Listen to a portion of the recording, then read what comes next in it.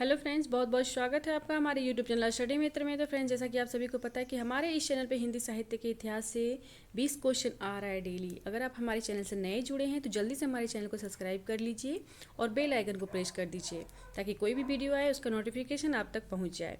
तो चलिए, हम लोग जो कर रहे थे हिंदी भाषा और उसका विकास, तो उसमें हम लोग बहुत सारे क्वेश्चन को कर चुके हैं। तो आज उसी को आगे बढ़ाते हुए कुछ क्वेश्चन को हम देखेंगे और कुछ इंपॉर्टेंट फैक्ट्स को देखेंगे इसमें।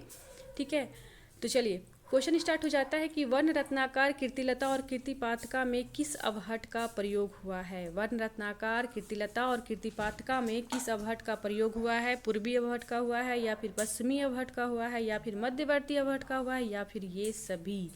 तो इसका सही आंसर क्या हो जाएगा? इसका सही आंसर जो हो जाएगा ऑप्शन नंबर ए सही हो जाएगा। पूर्वी अवहट का प्रयोग हुआ है इन सभी में। ठीक है, ऑप्शन नंबर ए इसका बिल्कुल सही हो जाता है। नेक्स्ट क्वेश्चन है कि साहित्य में अवहट का प्रयोग कब तक होता रहा। साहित्य में अवहट का जो प्रयोग हुआ था वह कब तक होता रहा। 14वीं शताब्दी तक होते रहा, या फिर 12वीं शताब्दी तक, या फिर 16वीं शताब्दी तक, या फिर 18वीं शताब्दी तक। तो इसका जो प्रयोग होते रहा ना वो 14वीं शताब्दी तक होते रहा। तो इसका ऑप्शन नंबर जो है बी सही हो जाएगा, 14वीं शताब्दी तक।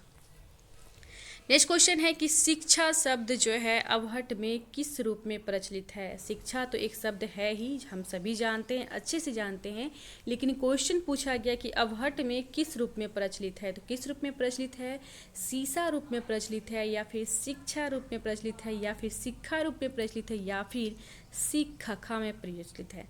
तो इसका ऑप्शन नंबर जो है सी सही हो जाएगा, शिक्षा रूप में प्रचलित है।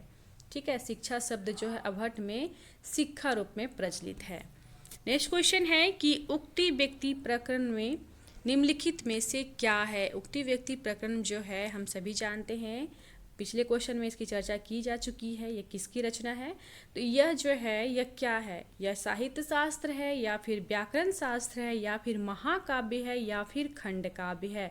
तो उक्ति व्यक्ति प्रकरणम जो है यह क्या है? तो यह जो है एक व्याकरण शास्त्र है। क्या है? व्याकरण शास्त्र है। नेक्स्ट क्वेश्चन है कि उक्ति व्यक्ति प्रकरण में अवहट के किस रूप का प्रयोग हुआ है। तो उक्ति व्यक्ति प्रकरण में जो है अवहट का किस रूप में प्रयोग हुआ है? पूर्वी रूप में हुआ है, या फिर पश्चिमी रूप में, या फिर मध्य देशीय, या फिर दक्षिणी। तो उक्ति व्यक्ति प्रकरण में जो है अवहट का जो प्रयोग हुआ है वह हुआ है किस रूप में हुआ है। तो इसका ऑप्शन नंबर जो है सही हो जाएगा मध्य देशीय। ऑप्शन नंबर सी इसका सही हो जाएगा, मध्य देशीय। ठीक है, मध्य देशीय के रूप में प्रयोग हुआ है। नेक्स्ट क्वेश्चन है कि अपभ्रंश में किस छंद का प्रयोग नहीं मिलता है। अपभ्रंश में बहुत सारे छंदों का प्रयोग किया गया है, पर इनमें से कोई ऐसा छंद है जिसका प्रयोग नहीं किया गया है। तो किस छंद का प्रयोग नहीं मिलता है? दोहा का नहीं मिलता है, या फिर चौपाई का नहीं मिलता है, या फिर धनाछरी का नहीं मिलता है, या फिर छप्पई का नहीं मिलता है।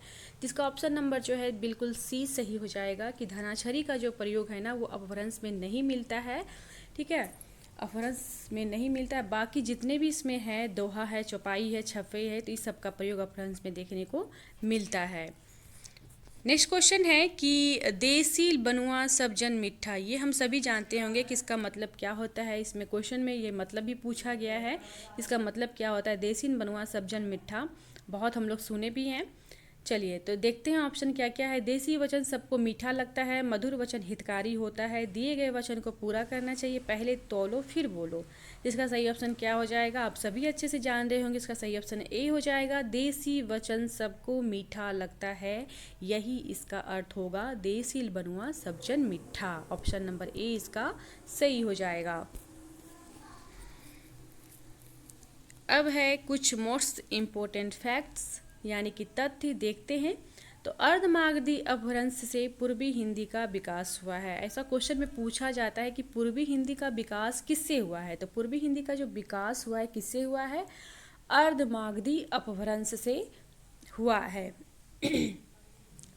नेक्स्ट फैक्ट है यानी तथ्य है कि पूर्वी हिंदी के अंतर्गत कौन कौन सी बोलियों की गणना की जाती है। तो पूर्वी हिंदी के अंतर्गत जो है ना अवधी, बघेली और छत्तीसगढ़ी की गणना की जाती है।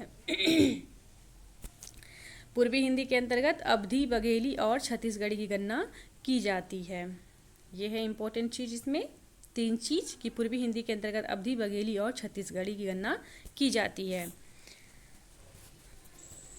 अब है कुछ महत्वपूर्ण यहाँ पे रचनाएं हैं और उसके रचनाकार हैं।